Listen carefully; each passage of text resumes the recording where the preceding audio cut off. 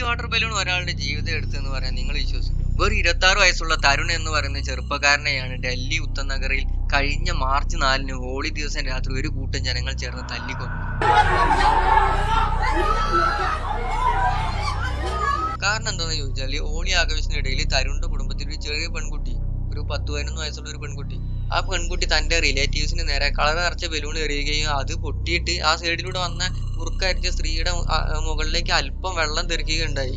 ഇത് ഇഷ്ടപ്പെടാത്ത സ്ത്രീ വാക്കുതർക്കത്തിൽ ഏർപ്പെടുകയും അതിനെ തുടർന്നിട്ട് ഈ കുട്ടിയുടെ ഫാമിലിയും പേരൻസും ഒക്കെ ഈ സ്ത്രീനോട് മാപ്പ് പറയുകയൊക്കെ ഉണ്ടായി. ഓക്കെ, ഈ സ്ത്രീക്ക് അത് ഇഷ്ടപ്പെട്ടിട്ടുണ്ടാവില്ല.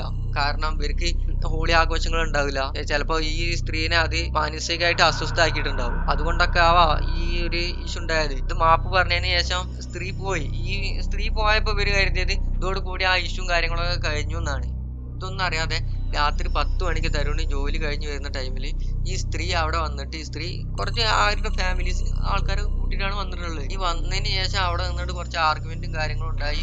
കൂടുതലായിട്ട് തരുണിന്റെ ഫാമിലിനെ ഉപദ്രവിക്കുകയുണ്ടായത്. ഇതിനിടയിൽ തരുണിന് മാരകമായിട്ടുള്ള പരിക്ക് പറ്റി ഹോസ്പിറ്റലിൽ നിന്നാണ് തരുൺ മരിച്ചിട്ടുള്ളത്. ഇതിൽ 10-15ഓളം പേരാണ് തരുണിന്റെ ഫാമിലിനെ മാത്രം ടാർഗറ്റ് ചെയ്ത് അറ്റാക്ക് ചെയ്തത്. ഇതിൽ വെറും 4 പേരെ ഇതുവരെ പോലീസിന് അറസ്റ്റ് ചെയ്യാൻ പറ്റിയിട്ടുള്ളൂ. തരുണിന് ജസ്റ്റിസ് വാങ്ങിക്കൊടുക്കുക എന്നുള്ളത് നമ്മുടെ എല്ലാവരുടെയും ഒരു കടമയാണ്. ഇപ്പൊ നടക്കുന്ന പ്രൊട്ടസ്റ്റ് ഒക്കെ ഡൽഹിയിലായി ലോക്കൽ ഏരിയസിൽ മാത്രമേ ഉള്ളൂ. ഇത് ഇന്ത്യ മൊത്തം അറിയണമെന്നുണ്ടെങ്കിൽ നമ്മളെല്ലാവരും റിയാക്ട് ചെയ്തേ പറ്റൂ. So stand with Tarun, justice for Tarun.